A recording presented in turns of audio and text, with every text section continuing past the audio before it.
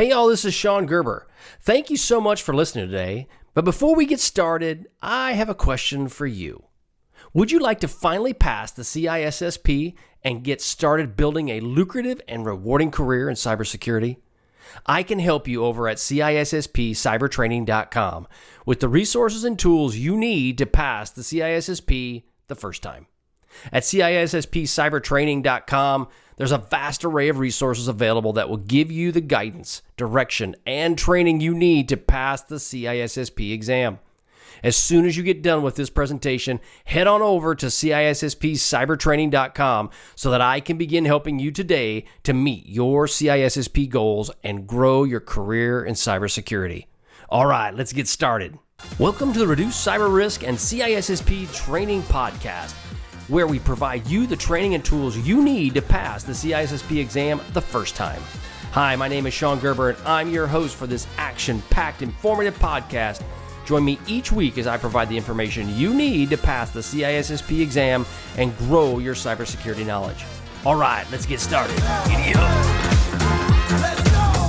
Hey, y'all, it's Shon Gerber again at ReduceCyberRisk.com, and a wonderful day in Kansas I have today, and life is good. Can't complain at all. And it wouldn't do any good anyway because nobody's listening about your complaints. They just want to hear all the good things in your life.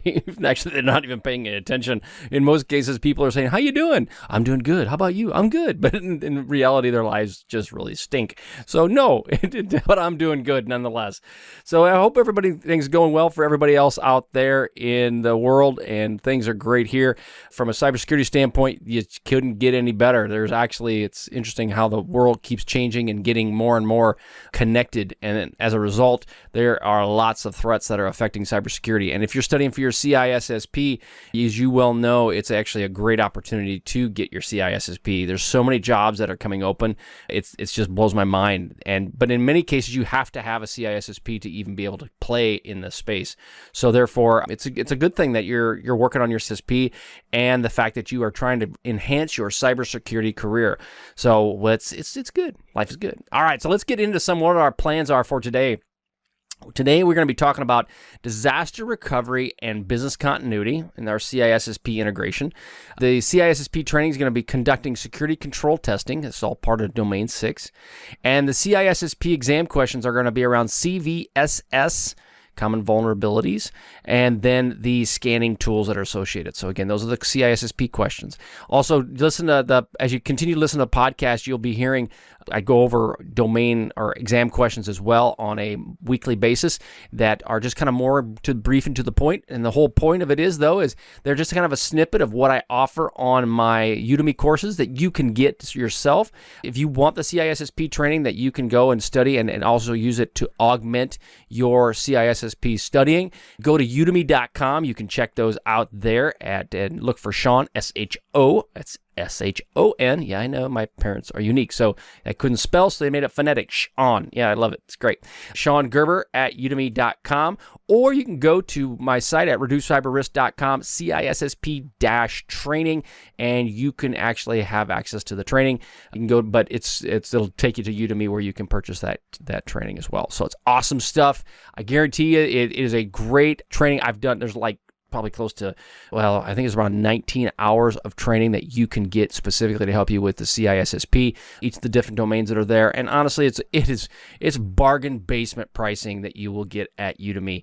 And it's, obviously they get a little bit out of it. I get a little bit out of it, but at the end of the day, you get a lot out of it. And that's the ultimate purpose behind doing Reduce Cyber Risk and the CISSP training.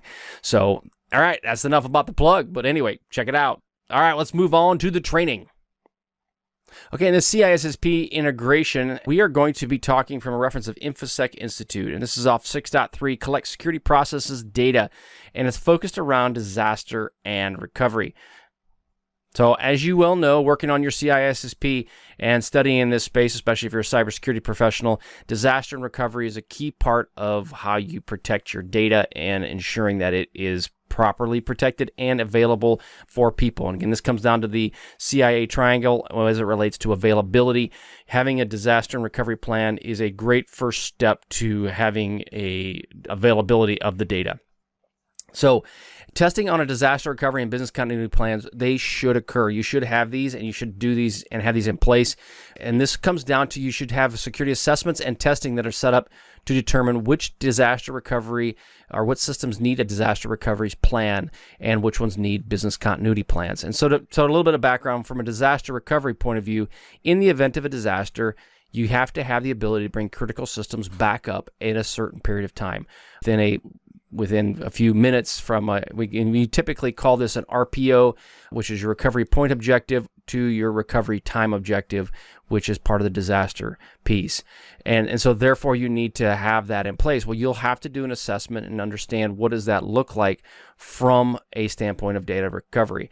And so you should consider that. Also consider security control testing as well in your disaster recovery plans.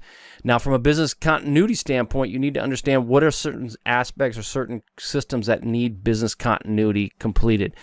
So like I say, you have one complete system that needs to operate no matter what in the business. It has to be operational, it has to be ready to go.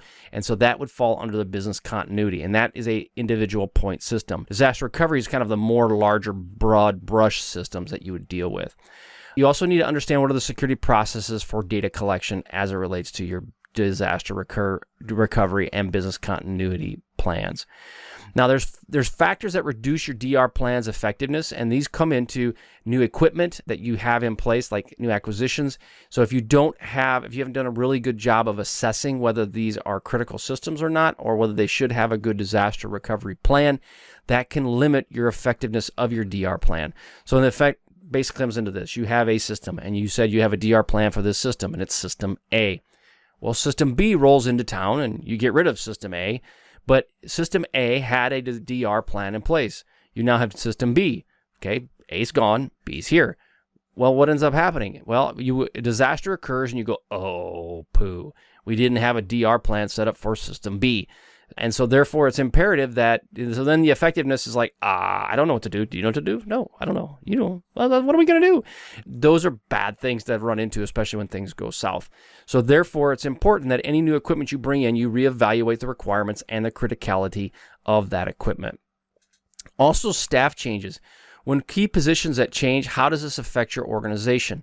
So you have your main DR person within your company, and that person has the keeper of all the knowledge. They are the big brain that operates the situation. And if you've seen Wizard of Oz, they are the puppet master. They're the man behind the curtain or woman behind the curtain.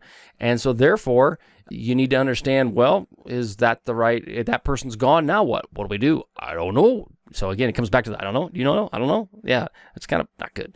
So the point of it is that if you have staff changes, you need to prepare for that as well and have a plan in place to deal with the issues of individuals leaving your organization, especially if they deal with DR.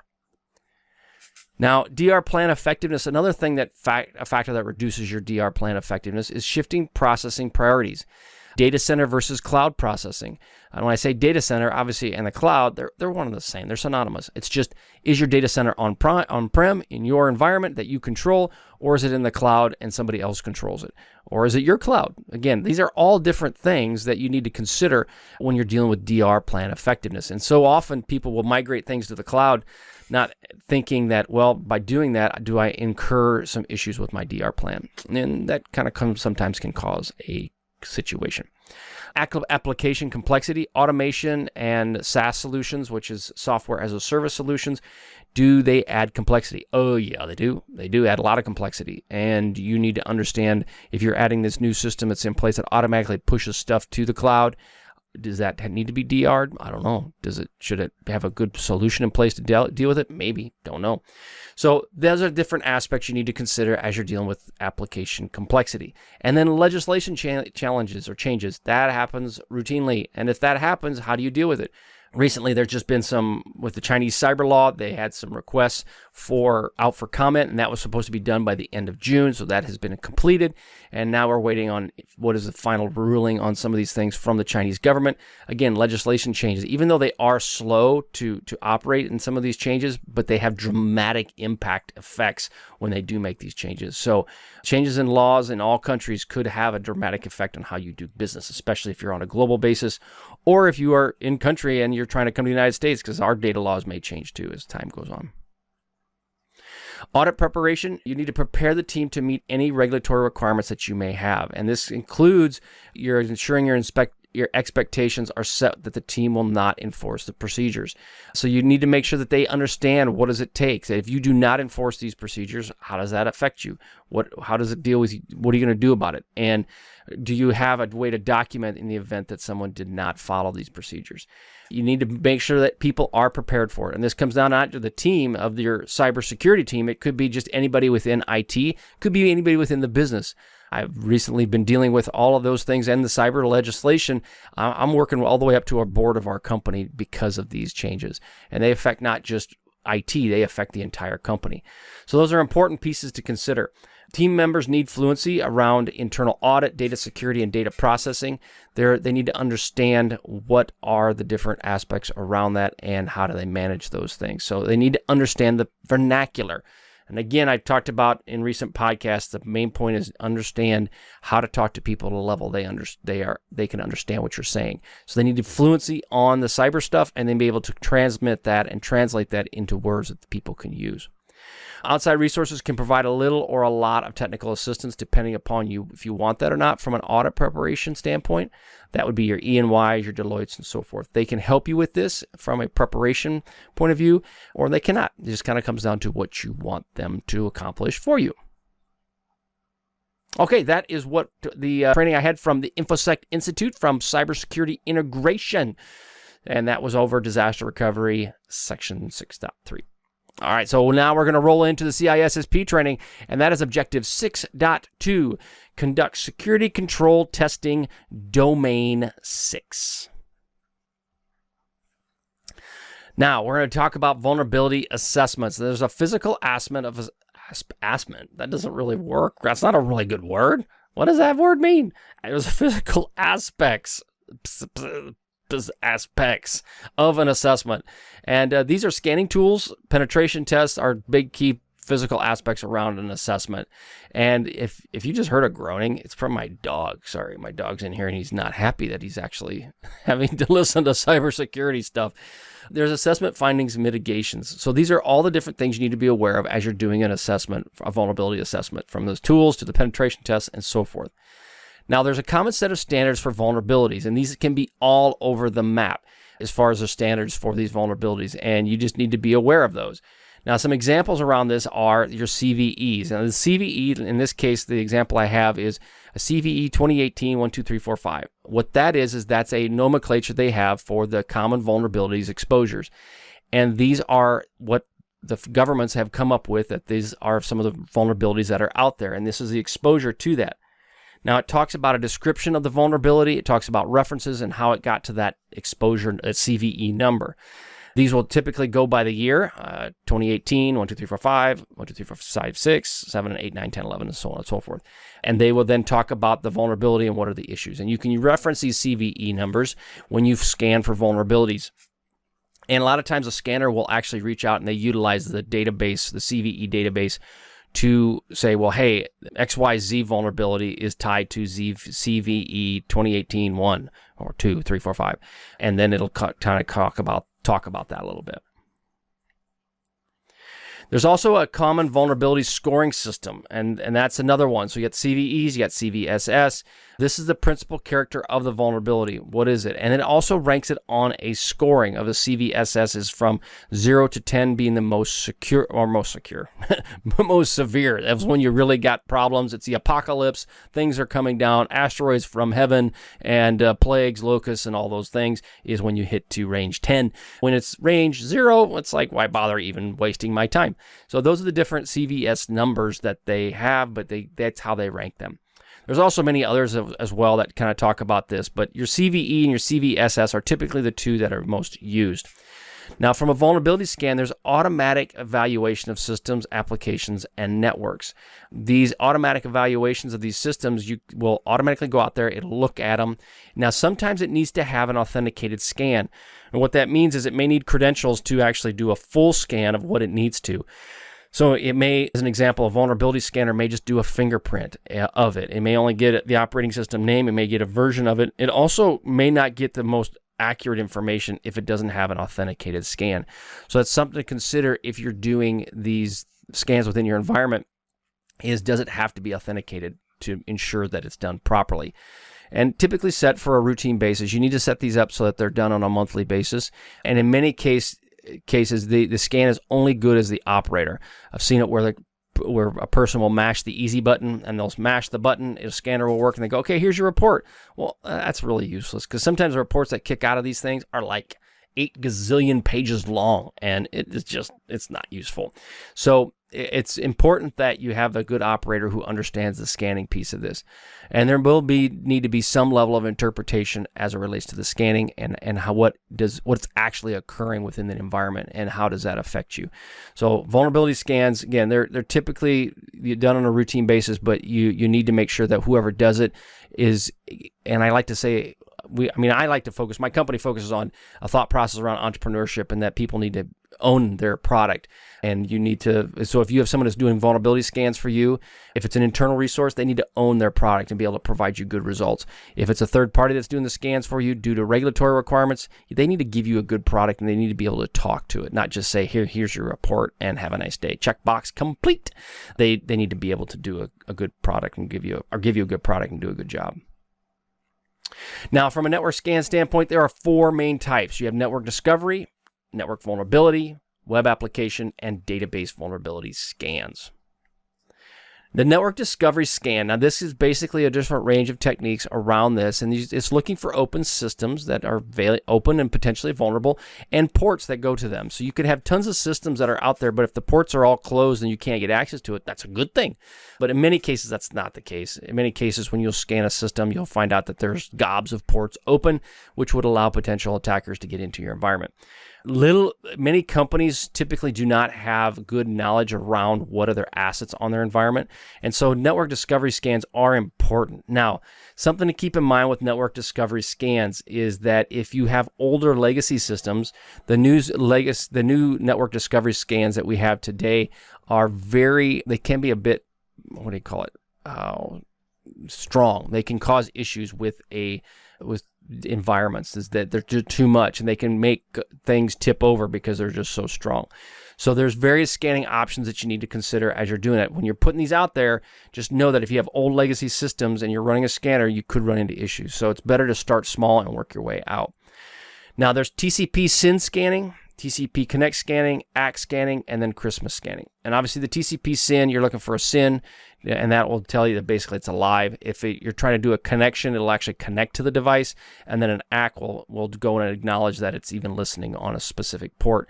Your Christmas scanning basically means you send the scan and it lights up like a Christmas tree. Yeah, that's usually not good, but those are the different kind of scanning options that are available for you with a network discovery scan. Network vulnerability scan, this is a much deeper than the discovery piece, and it is looking for known vulnerabilities. So you're based on your CVE, CVSS items, it will be looking for those vulnerabilities, and it compares the discovery of the data to what's within the database. So if it finds out that there's issues with it, it will go and say that there's a problem with it, and it'll tell you. This basically compares the discovery to the data within the database itself specifically. And unauthorized scans typically are not as good, so therefore an authorized scan gives you a lot more detail when you're dealing with a network vulnerability scan. You just got to determine if you can put the credentials in place to do that. Now, if you have to have certain level of credentials for that are elevated, now you need to protect those in a way that it doesn't incur more risk within your company. There's various scanners that will help you do this. There's Nessus, Metasploit, Rapid7, Nexpose. These are all scanners that will provide you that level of detail. You just have to decide whether you want to use free or you want to use paid versions. The paid versions obviously can get very expensive, but they give you a lot more detail and they're more granular. Obviously, the free versions will give you something, but you got to ask, what do you need? Now, if you're just trying to do some basic maintenance and trying to understand your risk, free scanners will work out well. If you're dealing from a standpoint of you've got exposure on the web and you have regulatory requirements, compliance requirements, you may want to invest in something different just because they typically are updated better with the database. They also will give you better support, those kind of things. So you got to decide what works best for you as you're dealing with network vulnerability scans for your organization. Web vulnerability scanning, this scans for vulnerable web applications that are on the internet. It's usually the first line that is attacked because the rest of them, they got to get within your network. The webs are out there and first, the web vulnerabilities are your internet facing websites are typically the first line of attack because it's out there and available for people to go against. And in many cases, these provide valuable data on even how you do your nomenclature within your network.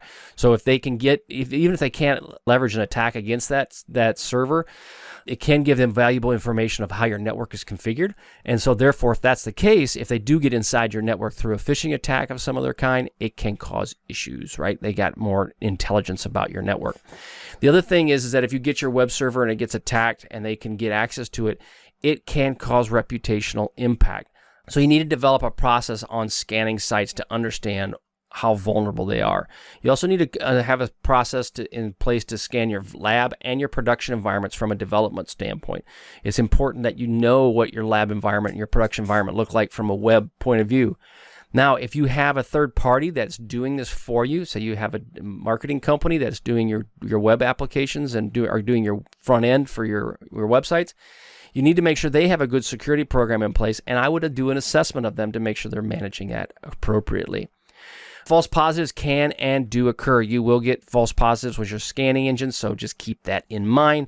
It's going to happen. So you might chase a rabbit that doesn't exist. It's very possible, and yes, it will happen. So therefore, it's good to have multiple ideas, and using good scanners will help you with this, but I have seen really good, highly paid scanners or highly expensive scanners do give me all kinds of false positives. So it's again, having a good operator that knows what they're doing will help you dramatically in this space.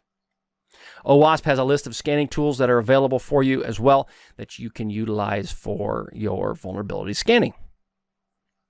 Database vulnerability scanning, this typically contains some of the most sensitive data within your organization is within a database. And so usually they're internal and that's typically what's kind of buried in the bowels of the beast. And also because of that, it's internal. What also ends up happening is sometimes you don't even know they exist. So various cloud providers are changing this thought process because now we are getting more databases in the cloud, but you need to consider where do these databases reside. And in many cases, they are tied to various web applications. All right, that's all I have for the CISSP training today as we relates to vulnerability scanning. So we're going to now roll right into the CISSP exam questions. This is for Domain 6. Okay, in this question, we are going to be talking about CVSS. So when looking at Common Vulnerability Scoring System, CVSS, when a vulnerability is ranked 10, what does that mean? It's most open for patching, A. It's most severe, B. It's least severe, not a big deal, C. Or it's easily managed. Which one is it? It is B, most severe, right? That's the end of the apocalypse, locusts, plagues, big asteroids coming from heaven, not hemorrhoids, but asteroids coming from heaven. Yes, that is the most severe, ranked 10. That's bad. Okay, so CVS score of 10 is most severe, which is bad.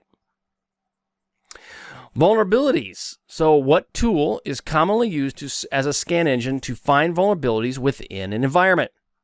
A, Nessus. B, Nmap. C, Ping. Not the golf club, but Ping. D, DNS. And the answer is, dun dun dun, A, Nessus is commonly used to look for vulnerabilities within a network to determine if an exploit can be used against the system. Nessus, yes, I've used Nessus. It's a big monster tool, works like a champ, gives you all kinds of gobs of information, but if you don't know what you're looking at, it's just like looking at Greek. And honestly, there's people way smarter than me that understand that super well. But Nessus is commonly used to look for vulnerabilities. And Ping is not a set of golf clubs. Well, it is a set of golf clubs, but not for cybersecurity. Now, if you like to play golf, good on you. All right. So moving on.